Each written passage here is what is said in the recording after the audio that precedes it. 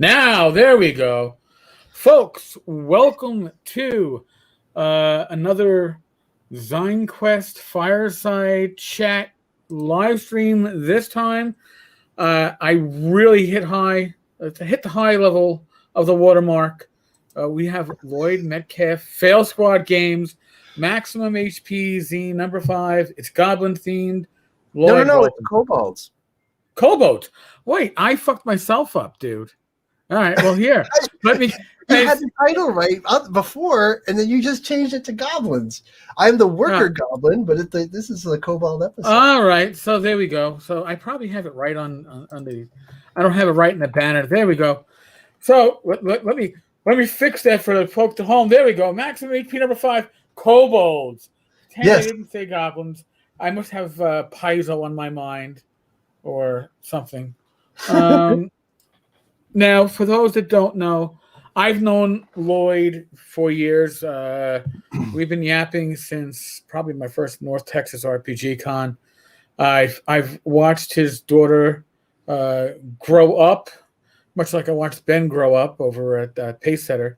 For somebody who was just assisting you at your table to being a highly skilled and talented artist unto herself. Yeah, and now she's becoming a partner in Fail Squad Games. Oh, that's a beautiful thing, dude. Yeah, well, I mean, I'm slowly integrating her. So, like, we've got some projects with this zine. I let her completely like do the cover. Although the cover, we bounced it back and forth. She started it. I added some stuff, and then she added some stuff, and we ended up with the cover that we ended up with. We've been doing that for the past year or so. Like, I'm kind of burnt out. I don't know what to do. Bat it over to her. It's exactly what happened with the North Texas logo this year. I started it, and I was really on the struggle bus with it, and batted it back to her, and I think she knocked it out of the park. Yeah, you just shared that on Facebook. I just saw it. Yeah. Well, I was going to try to let's see. I was going to try to. I can pop it up over real quick. There's the. Let me add that to the stream. Oh, yeah. There's the logo that she did this year for Mike Bottle. She just finished it up yesterday. I mean, that's really nice reckon, and that's, you know what, I'm enjoying the feel of the logos. I mean, Janelle did some amazing logos early on, but it's nice to see going beyond the comfort zone of what was traditionally the North Texas RPG Con logos. Yeah, well, we kind of wanted to sort of. Mike said not maliciously, but he was like, we're kind of in a rut. The logos are kind of, always looking like they look in, and I was like, well, let's try this, and I mean, it may be one of many. I mean, I don't know in what capacity they're going to use it, but it looks really, really nice. So now, for folks at home, whether you're listening live or whether you're listening on the podcast, Lloyd and I, we do something that I do before all these fireside chats. I usually sit down, we talk about whatever bullshit. But for Lloyd and I, it was literally catch-up time, because we usually have at least one con a year, if not multiple cons a year, where we get a chance to talk and catch up and just bullshit and find out what's going on with the other. And we haven't had that this year, last year, thanks to COVID. The last 12 months have been shit, in case folks have forgotten. I'm just reminding you.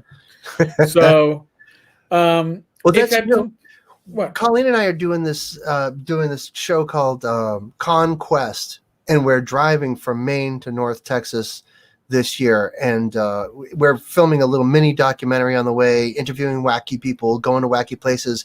We're unveiling like this specialty item. So, and the whole thing is centered around like the reemergence of conventions and meeting people in person. I'm crossing my fingers that we should be able to have our vaccines and whatnot before we load the truck up. When is Conquest? Conquest is our trip to North Texas. No, but when? Oh, North Texas. So we're talking June. I thought it was a different con as opposed to trip to North Texas. Well, and we're also talking about doing one to go to GaryCon not this year, but the following, year, and like what other cons, trying to pick up like some sponsorships. But the show itself, we're really going to polish it. We've got a handful of cameras, and I've got the Bards of Greyhawk are doing a soundtrack for us, like a custom soundtrack, nice. a theme song, and all that. But we came to talk about ZineQuest, didn't we? No, but we came to talk about what's going on with you. ZineQuest is just one of the aspects of what's going on. I love writing for zine. You know what? Writing for zines is perfect for me because I'm the one chasing squirrels. Like it's hard for me to stay focused on a project for long. And I realized at one point that I had like 5 adventures that were 3/4 of the way written, and I just jumped to the next thing. And writing articles for a zine is like perfect, Well, it's bite-sized. It's bite-sized. You can hammer out a couple thousand words a day or whatever, and move on to the next idea. And I started doing them by theme. We did the dwarves, you can see them behind there, the Underdark. Woodlands, and then Undead, and like this. Scott, my editor Scott, just said, why not monster related? You go into the depths of one creature, and Kobolds is one of my favorites. So I had a handful of Kobold things already. So, well, Kobolds are kind of like, I don't want to say one of the misunderstood monsters from 1E, but they were always like the underused. Orcs had 1 hit die. Goblins had D6 plus 1, but Kobolds had D4. So they were always the literally the runts of the litter. And it's like, are they little lizard men? What are they? You really didn't know. You threw them in. Like, you could think of orc tribes. You could think of goblin shamans. You're like, Kobolds. What do they do besides, There's a little mix-up because the BX games, they really focused on the dogmen piece of the description, and then 1E, 2E, they went to lizard-like. But even in BX, they were still lizard-like, but that dogman sort of thing got imprinted. So I mean, I've married. In the zine, I have multiple subspecies that I've written out and that I really like, and I use in my games all the time. So it sort of explains, like, like 3rd edition Kobolds had the chicken legs, they like digitigrade legs, and or was it 4th edition started that, and there's prehensile tails and all that sort of thing. So I started writing in reasoning for that. It's because there's subspecies. There's these like subterranean species, the old species, the Arctic, arid, Kobolds, tropical Kobolds, all that sort of stuff. Yeah, and it's just stuff that I use in my games, but I never really took the time to explain or describe. And it's like this great opportunity for me to like explain and describe it, and the way I use my Kobold traps. I've actually given myself claustrophobia writing about Kobolds in tunnels. Well, and that's interesting because you figure Kobolds are their stature is short, so their tunnels for Kobolds are not going to be all that tall. Pretty much, they're only 2 to 3 feet tall.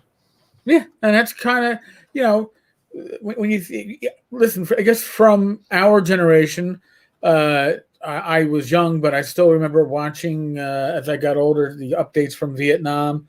And as I got older, still reading up on stuff, and you would hear about the tunnel rats, and it's like they would pick, you would pick the shortest soldiers to be the tunnel rats because the tunnels were built to minimalistic sizes, so you had to have somebody that could get through it more easily, I guess. So if you're using Kobold tunnels, or did they use the term warrens for Kobold?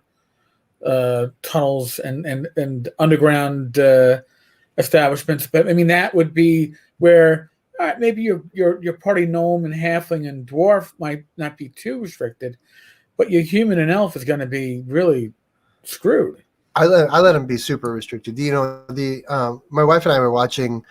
I can't remember what the name of it was. It was like a documentary about this fellow that was like spelunking and went into this unexplored part, and I mean it was like a like a little tunnel, like a 20-inch tunnel or something that he was squeezing, and he got stuck sort of like upside down around a bend like this, and he fell a little ways.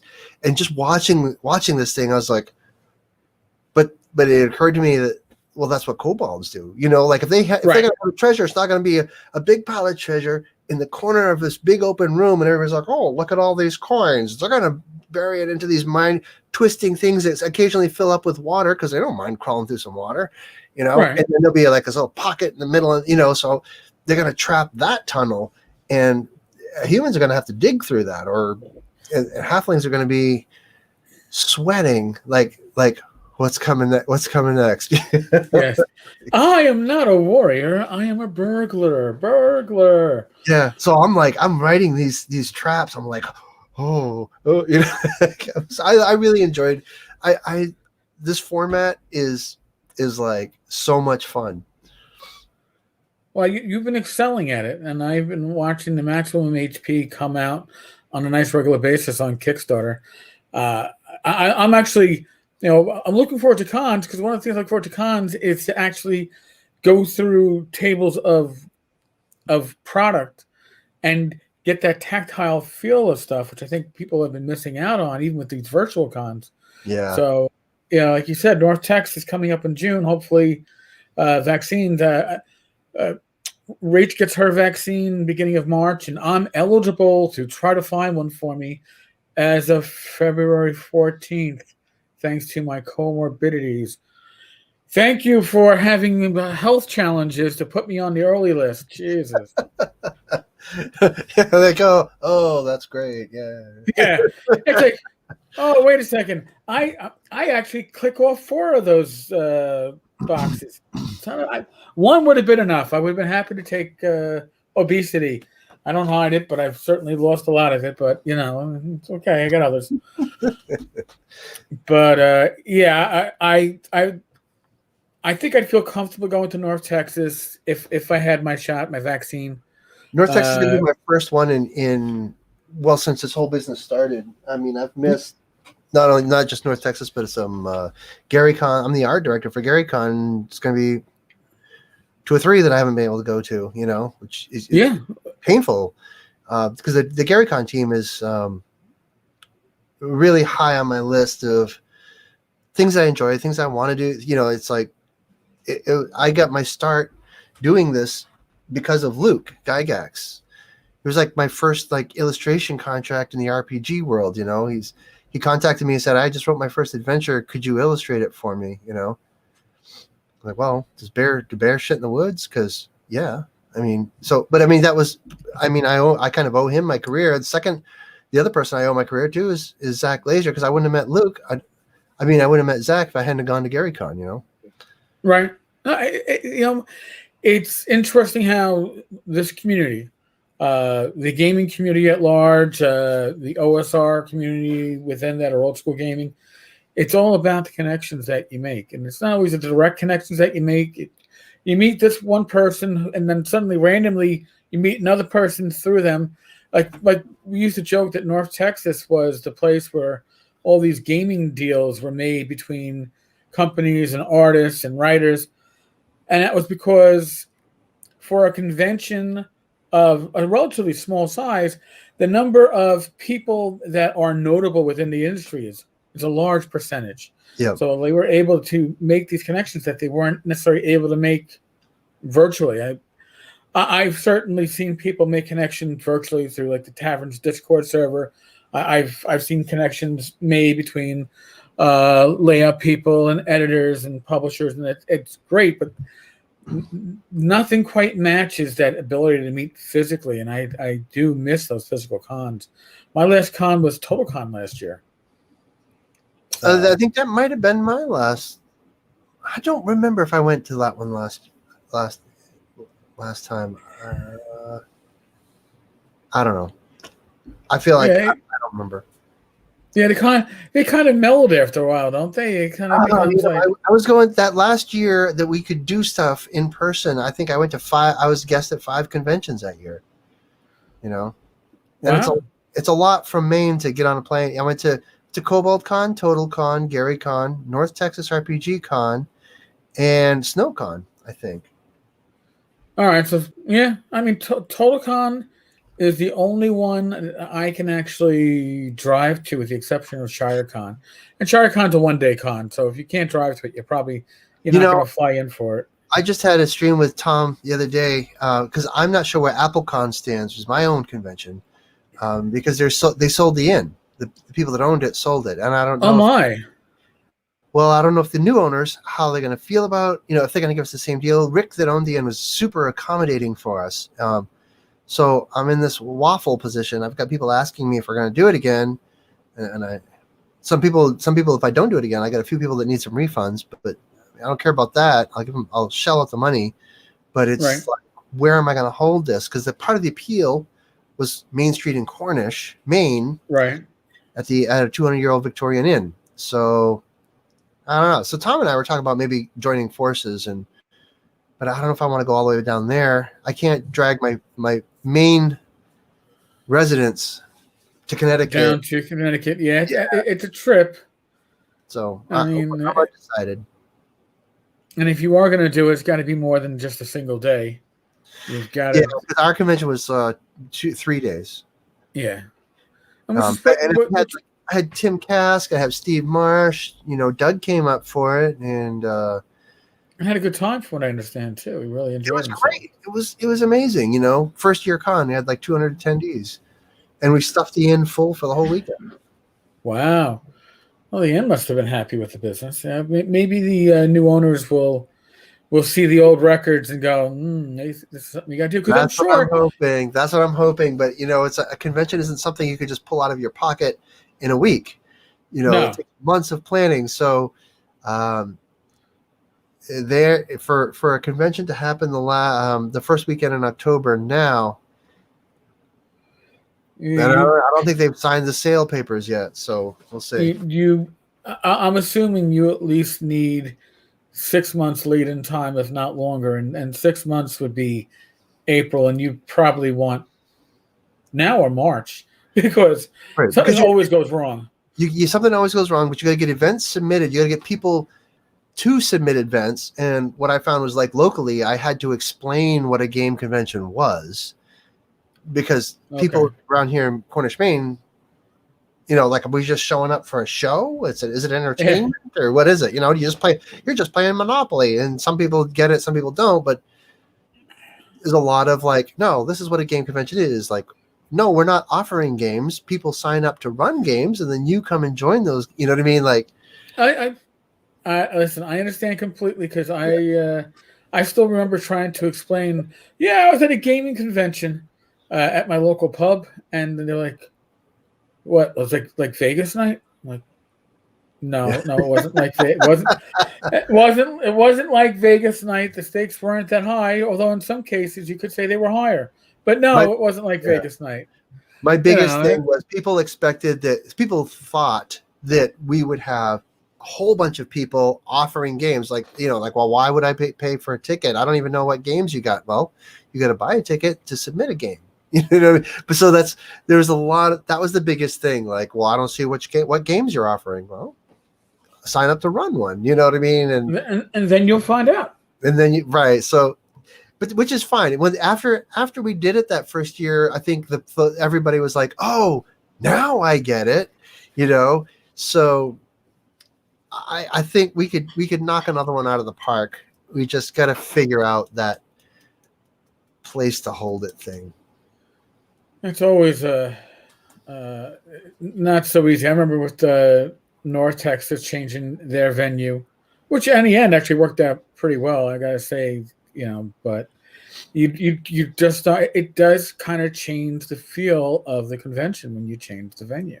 It does. When Gary Con changed from the lodge over to the bigger convention center, there was a lot of grumbling about it doesn't feel the same. And you're right, it doesn't feel the same, but this is what we're going to do. You know what I mean? Like, the con was slopping over the lodge to the point where it was uncomfortable to be at the lodge because we had too many people in there. Right. But you just got to wait. That's just how it works, But we're not leaving. Gary Con's never leaving Lake Geneva. I think that's been pretty clearly established. Well, I guess that because as everybody else, my last Gary Con was 2019, and I mean, I don't think you could have fit many more people into that con. I mean, it is No, but very it popular, looked like it looked like from the outside, it looked like we were following the path of Gen Con, which we did for a little bit, but it's not leaving Lake Geneva. If it is, I haven't heard anything about it, and I don't think anybody on the team anticipates it ever will leave that place, because it's a memorial to the birth of Dungeons and Dragons and Gary Gygax. right. And Anyway, and even if it did, I think Luke would have to be retired from his regular employment to have the time to let me run tell something you, outside of Lake Geneva. the amount of respect I have for Lieutenant Colonel Gygax is amazing, because he's got his job in the reserves, he's got his kids at home, and he still manages to coordinate our team to put on what I consider a pretty major convention. Oh yeah. You know, and when something goes wrong, like he always answers your question. You know, when something goes wrong, he's like he'll stop and listen. And I mean, he's my example of a leadership to me. I mean, he's earned his stripes for sure. Right, and that's why that's what I'm saying. I could, even for it to be a possibility, Luke would have to be like, "Oh, I did my time. I'm going to retire." Because I mean, I couldn't be doing 2 live streams a day, let alone 1, if I wasn't retired. I can't imagine running a convention the size of GaryCon as it is right now, and still be working a job of 40+ hours and have young children at home. And it's a job where he's like, I mean, the National Guard. You know, like he's on call. It's not like a part-time job for him. This is his full-time gig. And right now, the National Guard is on the phone is picked up. You know, a position like that, you are you basically have to be ready 24/7. You can always get the phone call. You always will get the phone call. I mean, there was when I was a cop. Oh, you have to be fit for duty 24/7, except when you're out sick, because anytime you can be called in. But the reality was, you probably weren't going to be called in, because that meant they were going to pay you overtime. But in the case of Luke, his position literally is a 24/7 position. It is right now, yeah, for sure. So so anyway, we were talking before we went live that I've done this is my 21st Kickstarter. Yes, and I'm pretty excited about that. Although I list it as 20th on the Kickstarter because Wizards of the Coast shut me down on one of them. I got too close. I got too close to the Mentor, the castle in the red box. Oh, so you were like Icarus. You flew too close to the sun, and your wings. Yeah, I wanted a bad guy named Bargle, and I wanted to write a novel. Oh, I forgot about that. Yeah. Shit. How did I forget that one? Yeah, that's right. Yeah. They shut me down. But hey, I'm on their radar. So if Wizards of the Coast doesn't like me, I think I'm doing something okay. I'm doing it right. That's like, well, that Lloyd Metcalf guy. Keep an eye on him.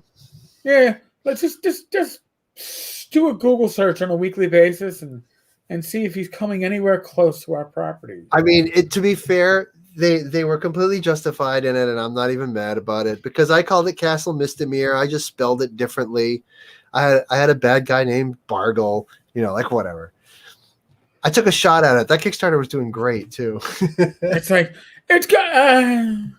Yeah. Well, it just kind of bothered me. They did it it was like in the last week or so of the whole Kickstarter. They could have done it earlier. It would have made me a little less disgruntled. But 20 Kickstarters though, and they've all been on time or early, and I wear that badge, with pride. So, well, because besides the fact that you are a businessman by nature, you pretty much have everything. If not completed, damn near close to it before you even kick it off. It's not like you're not like, hey, I've got a dream, and this is my dream of a Kickstarter. I'm going to create a world and ask for $250,000. Not naming names, but you don't have a product to to say, hey, this is the work that we've done, it's harder to get people to back it. When you have a true proven track record, Right. when you I are like to know, 20 for 20, you're doing well. I like to know that when I launch, if people that are contributing can't follow through for whatever reason, by no fault of their own or whatever, that I can still deliver something that minimally is what I promised. So that's why I'm like 90% done when I launch a Kickstarter. Just in case. It's like my safety net. So if all else goes to hell, and if I, knock on wood, if I end up in the hospital or something, my wife can find the files and just make it a PDF. And you know what? Everybody will be like, well, that's close enough. Right. I got something for it. And there are, God, what was the Kickstarter? Lords of Gosmere, where the creator actually died before it fulfilled. Yet they were able to get it out, not just in PDF, but in print. It took a little bit longer, but God bless, that is somebody who was really ready for the worst. And I think after 2020, a lot of us are like, well, yep, the worst can happen. Right. Or damn well close to it, and you got to be prepped for it. And that's kind of one of the nice things about bringing Raven in to being a partner of Fail Squad Games and not just the artist, is that when the worst happens, if it happens, I mean, I need to watch my own language. Colleen can shove her the files, or and whatever happens, like she's still learning layout, but I think she could do it if she had to. And I think, we could always hand it off to somebody who knows the business well enough. So, right. So whenever we launch, it's close to being done, and people are backing to support the overhead. So I've got things like, I put ISBNs on a lot of stuff, which gets me distributed into Amazon, to Walmart, Barnes and Noble, and all that stuff through the printer. The printing the physical copies. I have a heat thermal, like a transfer printer and stuff like that, accounts. So there's overhead, right? So the Kickstarter helps us be able to put things in your hand. And I like to, Raven is still the resident artist. So along with myself, but I still pay her as an artist when she does artwork. So, so that's what it's backing for. I mean, like, I don't want to, it just kind of, there's a lot of red flags on Kickstarter, and with zines, it's almost tempting to put it out there in the excitement of ZineQuest before it's ready. And I like to have at least all my writing done. I still got some more stuff that I want to add in, and I've still got some submissions coming in. But if I put it in people's hands as it is, they would be like, well, it's close enough to what I was expecting. Yeah. And you mentioned, Kickstarter supporting the overhead, but not only that, and I've mentioned this before, as have others I've had on these firesides, but Kickstarter is almost the perfect way to survey your market.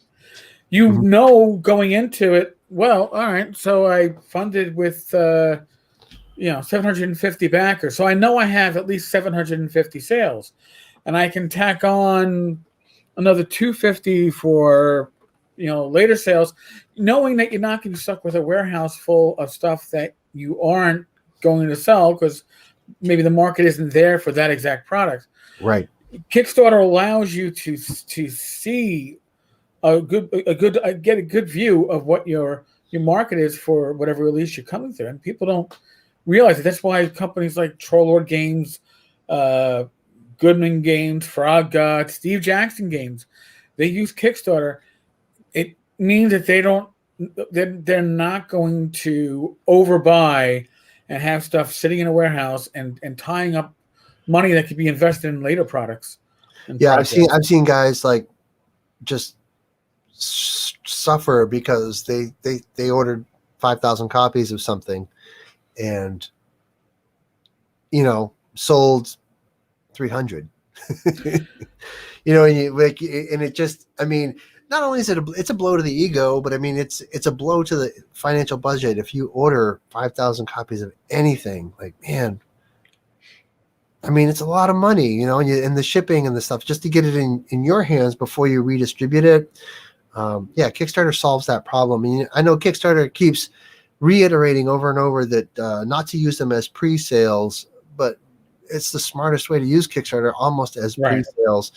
You know, if you need to pay a writer, okay, your writing isn't all done. But I'm at the point now, like after I did a few Kickstarters, I was able to commission the art for the next one with the little profit margin that I had from the one previously. So you could be even more prepared. So with my Kickstarters, now that I've done so many, the previous one, which I don't start another one until this one's all delivered, and I don't count my profit margin until this one's all delivered.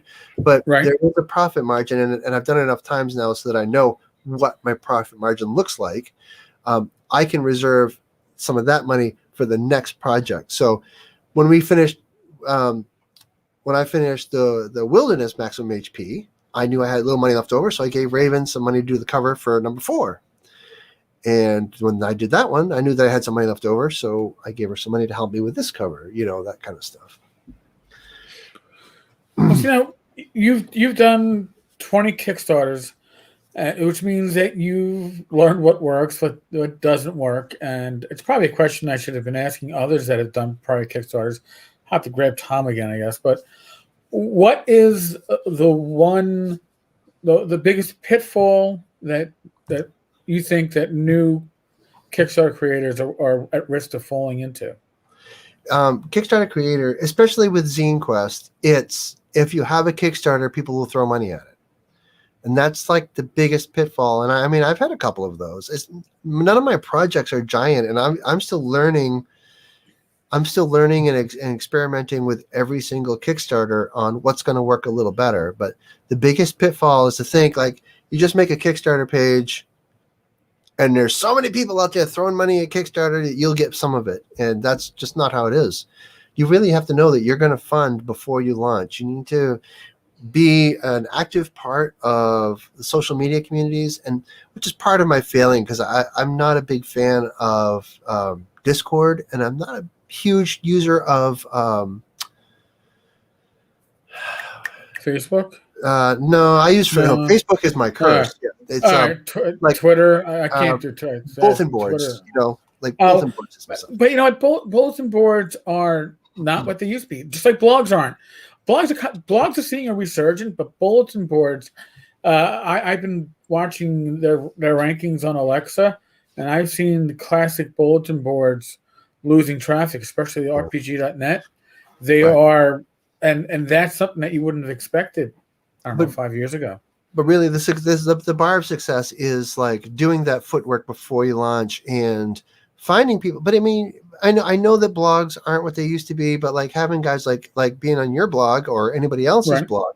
I mean, really, like I'm not concerned with how many readers a blog has. If they want to do a blog post about Maximum HP, I'm all in. I'll give you some PR materials and help you out. And the thing is, it gives me a socially acceptable medium to share that references my Kickstarter. You know, is he instead of just like blasting out there like here's a link to the Kickstarter, here's a link to the Kickstarter, it's better to say, hey, here's what this blogger said about the Kickstarter. For some reason, social media, that's a little more acceptable. It's I'm not self-promoting. I'm promoting somebody else who's promoting. Talking about me. Yeah, it's like those 6 degrees of separation from Kevin Bacon. That's right. I guess so yeah, so you're like, well, so and so talked about so and so's blog post, which referenced an article which mentions me. Well, then it's okay. But it's legitimately exciting when somebody wants to write about your product, right? So that's I cool can in itself. But I mean, but really, like at the end of the day, like people sharing the link to your Kickstarter is really key. So that's something that that's always met with gratitude and is a huge help. And it's something that I like to spread around. Oh, I'm sorry, I didn't mean to have my phone That's on. okay. It's probably my son calling you because I'm sure he'll be calling me before this episode is. So I really like the blogosphere and that kind of stuff. That's what makes it all work. And I think that's the thing I've seen with ZineQuest, especially like a lot of guys that are new to the biz are just tossing their Kickstarter out there without knowing if they even have an audience at all. Well, and that is certainly part of it. And I mean, as we mentioned before, before we dropped into this, when I made the offer in general in the RPG zine community, I was like, hey, I'm more than happy to do some fireside chat live streams. Is there anybody who has a project going? I thought over the course of a month I'd get a half dozen takers on the offer. Within 30 minutes after I made the offer, I had at least a half dozen, if not more, people that were interested in it. And that is good because let's be honest. I've been blogging for almost a dozen years. Solo podcast is going to come up on 3 years, I think in March. And these live streams, on Facebook, Bad Mike and I started doing it on regular Wednesday ones on Facebook and YouTube back in, I don't know, September, October. So you don't necessarily have to establish a full presence in social media if you can find somebody else in social media who's willing and happy to, I hate to say the word, you share their bandwidth. That's kind of like the phrase that some people throw around. But I think it's important because for your project, whether it's a zine, whether it's a new game, whatever you're working on, right? Kickstarter has a built-in. It's like it's a built-in advertisement in a way because the search engine. People will browse Kickstarter. I know I do. Usually once or twice a week, I go in. As much as I share the links out, most of my backers come from the Kickstarter site. But you need to get on their radar. Yeah, and like I'll do a search for RPG, but then I'm looking through the RPG stuff, and a lot of it's going to be computer games.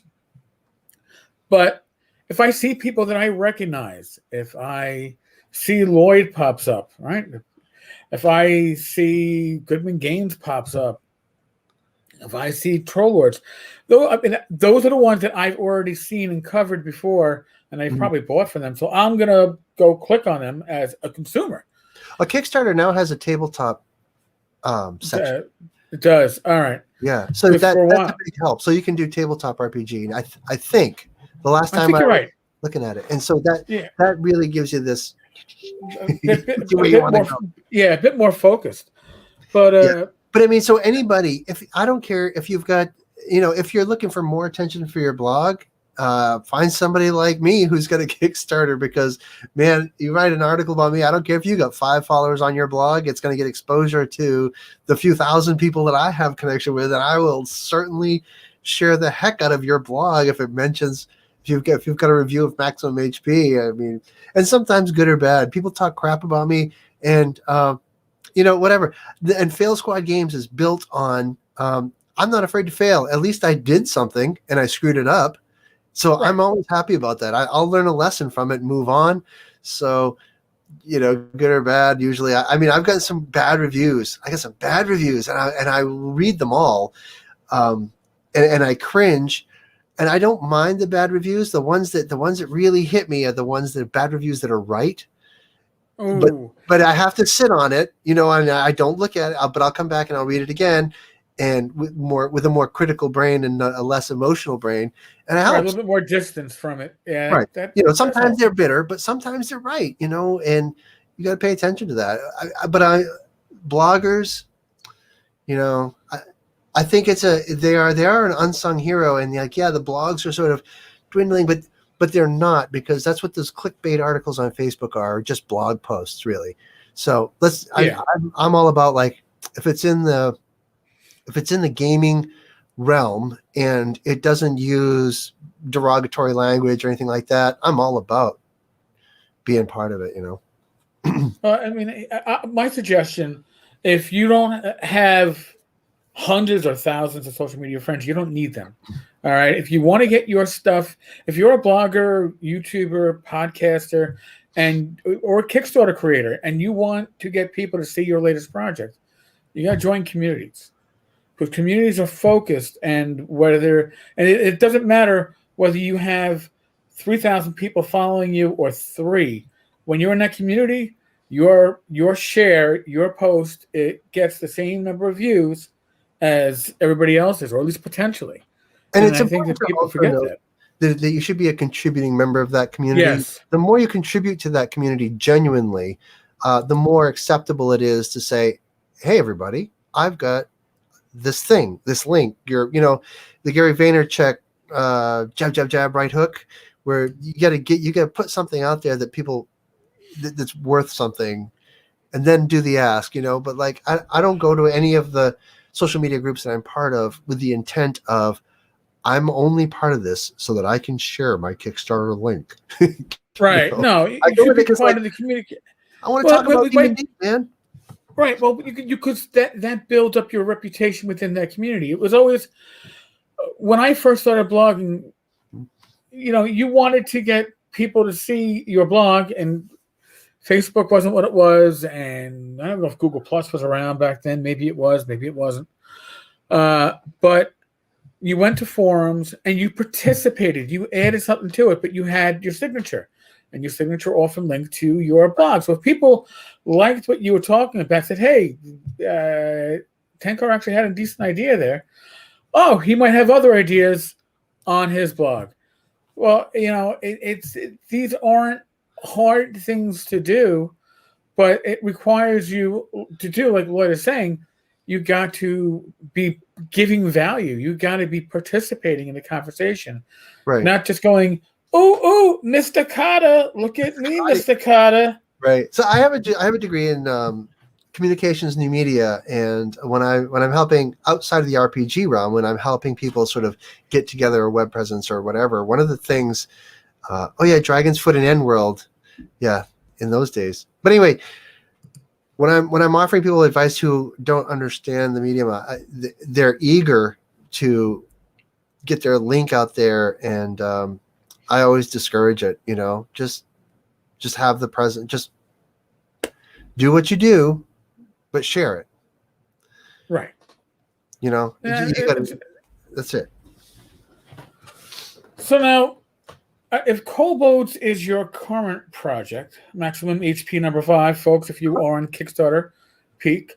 But what is your upcoming project? Because we know there's always something on Lloyd's plate, and I want to know I've got the next so course. I've got so many adventures. Like I said, I've always got adventures like almost done.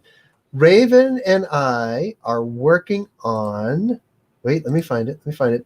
This thing called Floof Quest, where players, and I know it says 5e on it, but it's not 5e. It's super loose on 5e. But what we have are wizards familiars. We're creating wizard familiars, like with all these like cute poofy things, because the list for wizard familiars kind of stinks, honestly. So Raven has this like incredible cartoony comfort style that I just embraced it. So in this adventure, you play a floofy familiar, which is like, but when you dismiss a familiar, they go back to their own little pocket dimension. 5e changes the rules on how familiars work a little bit. And then when they go back to their own little pocket dimension, they live in their swamp. They do their thing. Well, this is just frogs. We're going to do other critters other than frogs. But so on this adventure, though, everybody plays a frog. You get a half-page character sheet, or it's like, actually, I think it's going to be a greeting card is your character sheet. What you can do, everything in the game that you need is right on the character sheet and in the book. It's a short adventure. It's a one-shot. You go off on this quest to save the swamp. There's a big jerk stork that's trying to eat everybody.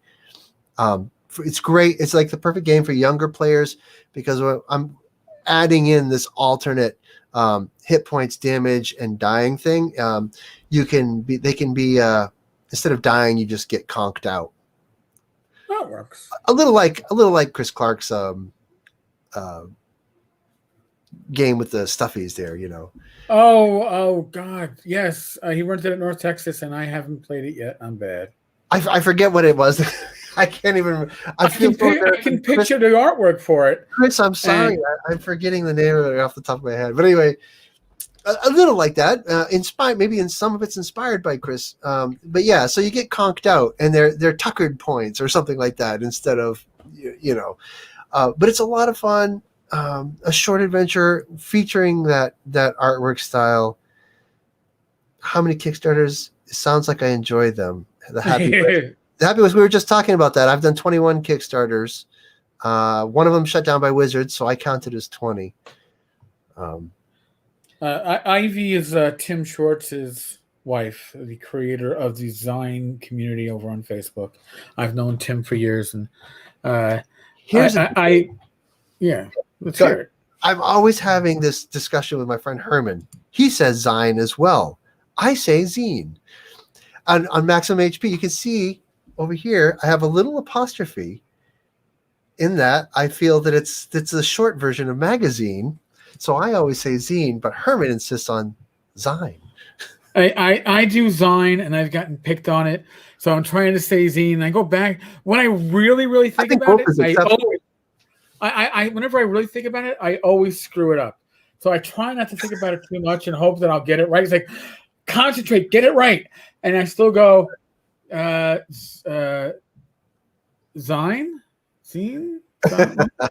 I've always considered it short for magazine. It's in the punk community, you were distributing them, hand done, but you wanted to be. You wanted it to be this big polished thing, but you had your dad's photocopier that you snuck in the office and used. But anyways, like on the Kickstarter bent though, like I do love Kickstarter, and I have a love-hate relationship with Kickstarter, but mostly I love it. And there are some serious pitfalls, and one of them, some of the best Kickstarter advice that I got was from Zach Glazier. He's like, when do you think you can realistically deliver this project that you want to do? And I would give him I'd say, well, blah, blah, blah, blah, whatever date. And he said, well, that sounds good, but now add a month or so to that, because once you're late on a project, you're going to wear that limp for the rest of your Kickstarter career. So I've always made it a top priority to make sure that I was on time or early.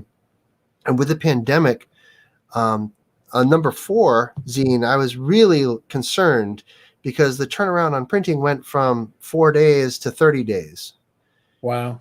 They shut down the print house that I use. So I was sweating it, but I was still on time because I had a cushion, so when I launched my Kickstarter, I know the writing is done and all that kind of stuff. I'm 90% there. I just need to wait for the money to come in. So you run your Kickstarter, then you got to wait 14 days now. There's no pre-deposits or anything like that anymore. It's 2 weeks before the money hits your account, and you can start handing it out to people. So count on that time, plus your print time, plus packing and shipping. You know what I mean? Like, really plan that project out. Well, no plan ever escapes the enemy. Once you actually put a plan into motion, that's when you find out that whatever you didn't plan for is what's going to happen. Sure, but Murphy's Law is what it is. But if I've got a plan, and I've got a cushion. Yes, and that's why you put that cushion. My plan. That's good. Yeah, as Chad Sar says, the Scotty rule: never tell them the exact time it takes. Always add more time to make yourself look like a miracle worker. Compton, it'll take me 6 hours. Scotty, you got to get done in 4. I could do it in 2, but I didn't tell him. Because that's a Scotty rule. Yeah, and I like that. But it's true, especially with Kickstarters. I mean, I'll be honest with you, as a consumer of Kickstarters, I kind of give like a 2 to 3 month buffer. Like, oh well, they promised January, and now it looks like it's going to be February. It's kind of like being late to a social appointment. I am just, I'm respectably late. I'm 15 minutes late. I don't want to really surprise somebody by showing up at the door on time. They might not be ready if I'm on time. So I feel a lot less guilty about messaging my previous backers though if I was on time with their project when I tell them about the next one. Oh yeah, I'm sure, and Yeah. that's huge. So yeah, and that's good advice. And again, somebody who's done 20 Kickstarters, you've seen it all, and I'm sure you've like me witnessed a lot of the trials and tribulations of others. Well, let's not oversell it though. Like my 20 Kickstarters are a pretty narrow band of what I do. So it's not like I haven't done box sets or things that I need to order from China. Most people should not do box sets. Even Zach will tell you that. Zach, I don't know if Zach will ever do another box set. I think every time he says I'm not going to do another box set, it's followed up with a conversation about how he's thinking about the next box set. Yeah, but still, I mean, that was a bucket list item that he did twice.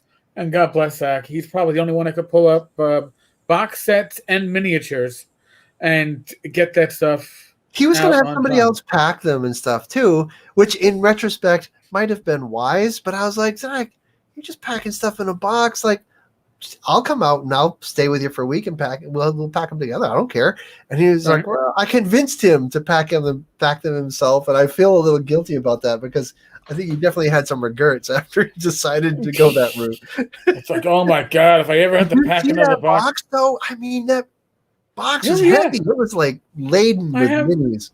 I have them both. Oh my God. I mean, but that is the unicorn in the gaming Kickstarter type of stuff. A box set of gaming material with minis is the unicorn. It's the route that most people do not want to walk down. It's a bad path in that decision making process. Minis, no minis. Box set, no box set. Right. Always go the way of no box, no minis. He took that path right from the get go. But anyway, yeah. So yeah, with the Kickstarters though, that was really good advice for me. It was just to add a little buffer of time, but there's a limit to that. Like, so if I'm doing a zine and I don't want to put a delivery date a year from now, that's just ridiculous, So, I have a realistic date when I think I can get it turned around, and I just add a cushion in case something goes wrong. And also the budgeting. I'm pretty cautious about budgeting. The print shops are really good about giving you an estimate. I aim for about 50 pages in a zine, which should be less, honestly. It doesn't need to be 50 pages, and it doesn't need to be full color cover. The inside's black and white. But I come up with a realistic number from them. I get quotes from USPS. I ship everything USPS. I order my rigid mailers and stuff before I launch, so I've got them waiting. But if I can't order them, I know how much they cost, and I'll weigh something similar so I can put it into USPS. Like getting that budget hammered down. A lot of people. One of my Kickstarters, I almost went belly up because I way underestimated international shipping. And oh God. Yeah, well, I'd sent a small thing to my friend Simon, who lives in the UK. I think it was him, but if it wasn't him, it was somebody that lived in the UK. I sent a small thing, and I was like, "Oh, it only costs $4 or $5 or something." And so all my international, I was like, "Wow!" I launched that Kickstarter. I was like, "Wow, dang! I've got a lot of international orders. This is great." And come to find out, the module, I was putting them in cardboard boxes so that they wouldn't get folded. Sending them overseas was $20 or $18 at the time, $15, not $5. So I made my profit margin on that entire Kickstarter was maybe like $100 for all the work that I put into it. Yeah, shipping is rough, and not just. Yeah, and not just in international shipping. It sucks. A lot of people won't even offer it, but even domestic shipping, if you run late with your Kickstarter, it is significantly late.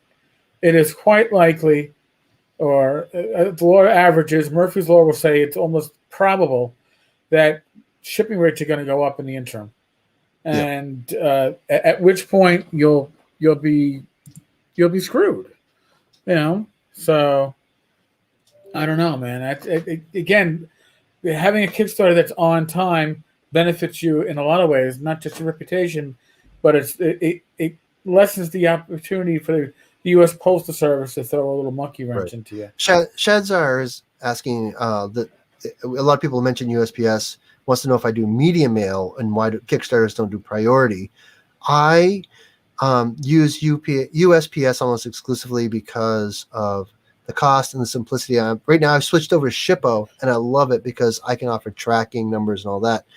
Media mail for zines and things that are 8 ounces usually isn't that much cheaper, significantly cheaper. And also the zine has advertising on the back, and really not supposed to ship advertising and whatnot in media mail. So I like having the freedom. And USP for first class goes a lot faster than media mail. And I think priority mail on a Kickstarter doesn't really offer a benefit because when you start shipping stuff out, it's going in bulk. Like my mail lady just gets a big box of stuff. If it's a priority in there versus a first class, there really isn't going to be a noticeable difference, and it adds some extra steps that I need to do in the Kickstarter. Like I've got to run the priorities, and then I've got to run the first class when we're really only talking about a day. And when I'm fulfilling, it might be Monday when I get this batch to there, and it might be Friday. So from my standpoint, I don't see a value in the extra step of trying to expedite the shipping of that product when people are getting their stuff a month early in some cases anyway. Yeah, fair enough. I mean, that makes sense. But again, the shipping can be the curveball, the cue ball. It can be that curveball that you don't expect, especially if you go long in the tooth. That Myth and Magic. If you're an old school gamer, you remember the Myth and Magic Kickstarter. What screwed that up was he actually got the copies printed later than he expected, and shipping had increased to the point where he no longer had funds to ship it all out. It might all be still sitting in his apartment in Massachusetts at this point. Yeah, so. I'm really cautious with the budget too. Like sometimes I've really wanted to spend that money. I've had things that happen, like I needed tires for the car or something, but the Kickstarter money is the Kickstarter money, and until I'm delivered, there's no profit margin yet. No, that's a good point. That's the reason why something like the Memorial Tomb. It was a project that overwhelmed Ernie Gygax and Benoit, but the money was still there. The reason why Troll Lord Games could come in and do the logistical aspect and the production aspect and work on getting it out is because they put that money. They didn't say, "Oh, we've got over $100,000, bringing a hole in our pocket. Let's set up an office and hire staff." Right. Like, this is for the Kickstarter. Let's put it to the side, separate account. Everybody has monetary issues. Okay, everybody has that time where it's like, oh, I really need, my budget is tight, and not going to name Shark of the Hut, but some people have dipped into their Kickstarter funds to pay off family expenses, medical bills, whatever other convention costs, maybe, allegedly, possibly. To buy equipment, to do another thing. Yeah, to do another thing, to expedite their twittering.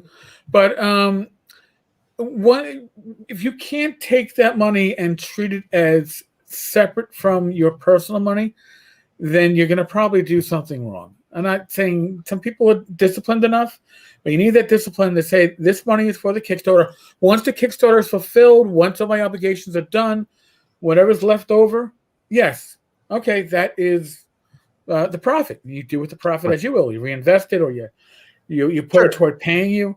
But it's not your profit until you fulfilled a project. Right, and it does take some discipline to have the money from your Kickstarter and not let yourself think that it's a profit until it's actually a profit. It's your operating Yes. capital. I use that word. It's my operating capital to do this. I have operating capital, and then when it's all done, then I get some money. There you go. I mean, so now when do you? Again, I'm not going to hold you to it. When do you think your next project is going to come out? Because I know my niece will love playing FloofQuest. I want to have FloofQuest ASAP.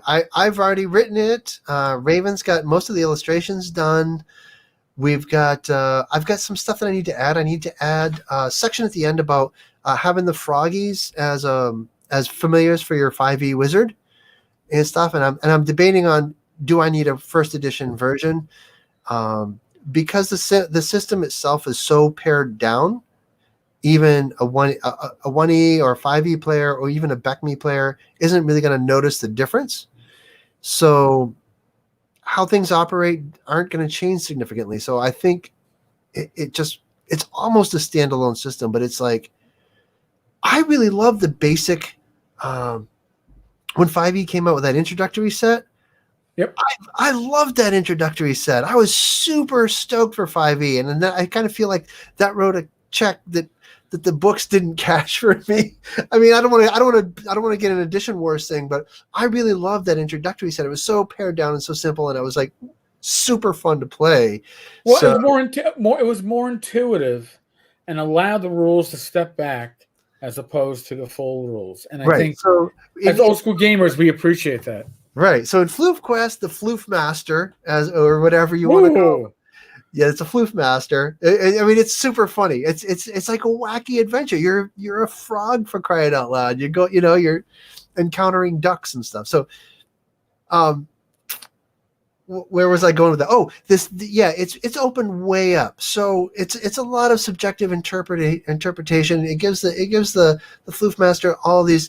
There isn't any book to flip through. Like it falls back onto the basic idea of hit points. 5e rules, yeah. But only in the most basic sense. Like character classes are out the window because there's pre-gen characters. Everybody picks a frog and plays that. It's a one shot, Right. So we're gonna anyway. Launch date. I think I set my delivery date for Maximum HP to be April, but I really want to turn it around. I'm still waiting on some submission stuff. John Larson's writing the adventure for Maximum HP for me. He's got this Kobold adventure called Logjam that he's got to put in there. It took some pressure off of me, so I was able to write this other project with Raven to have him do the core adventure. So I'd like to turn that around, I don't know, well before that deadline, and then launch this one almost right after. But I want to order in some promotional copies and stuff on FloofQuest before we launch. And I don't do that too often. I find that like a digital presentation is often enough, especially with, with the audience that I have established. But I want to see this one in print. The FloofQuest is going to be, it's not a long one, but we're going to do it in top quality color inside and out. Oh.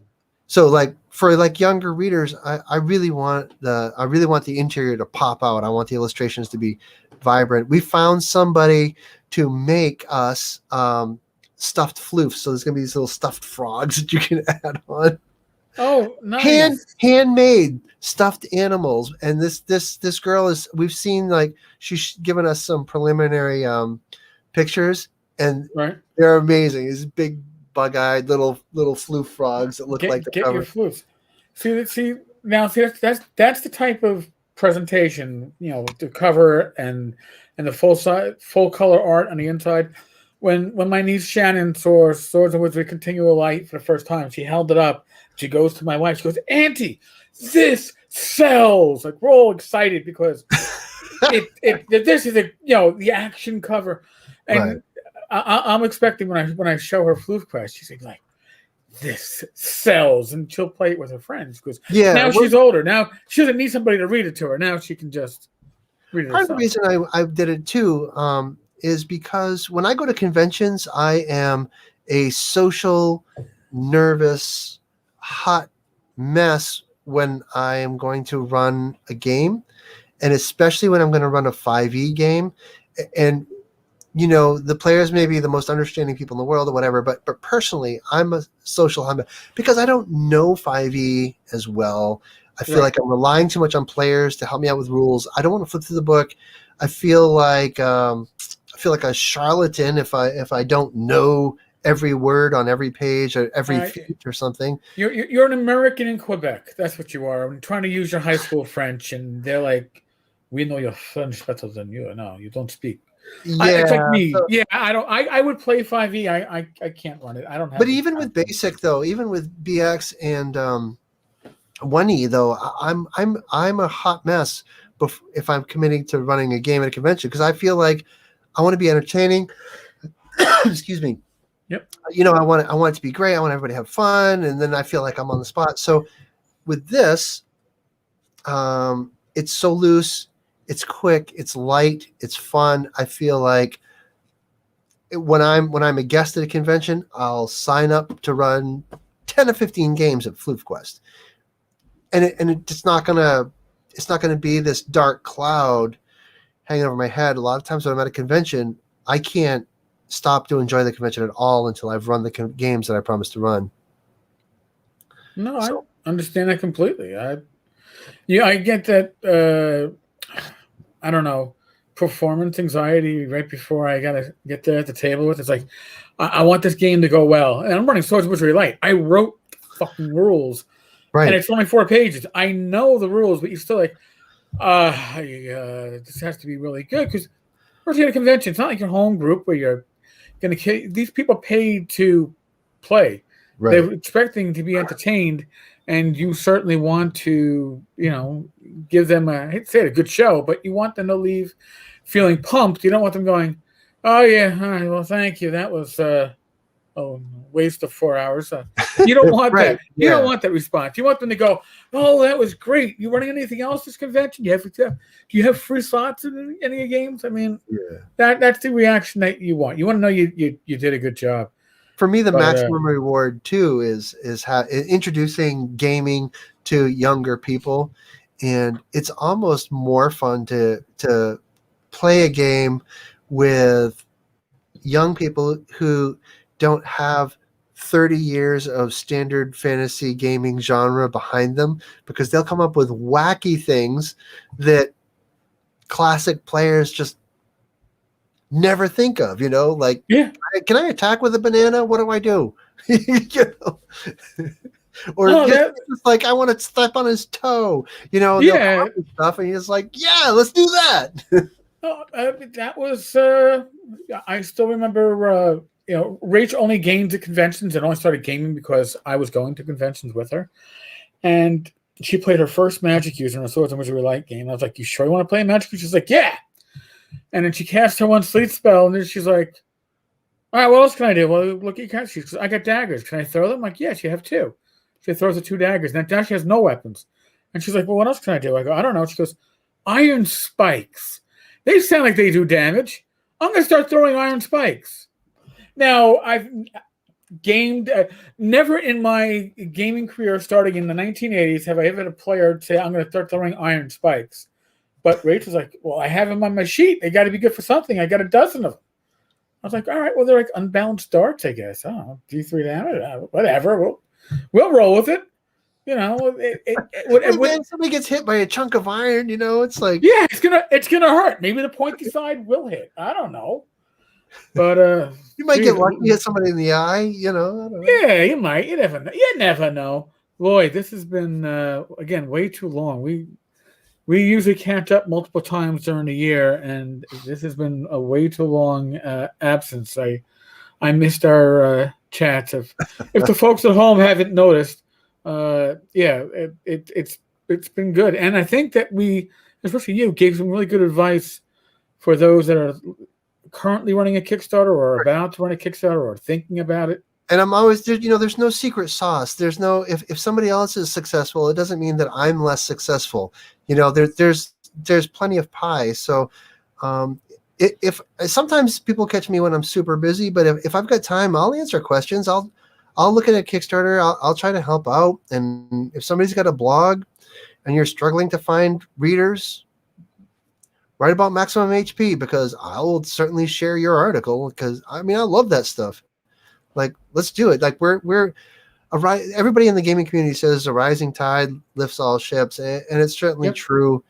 Just because somebody else wants to do a Kickstarter, a ZineQuest, or whatever, there's room. So if I can help you open the door, I'm more than happy to try to help. So, folks, same thing goes for me. Reach out to me on social media. Reach out to me at tenkarstavern@gmail.com. I'm always happy to help if I can.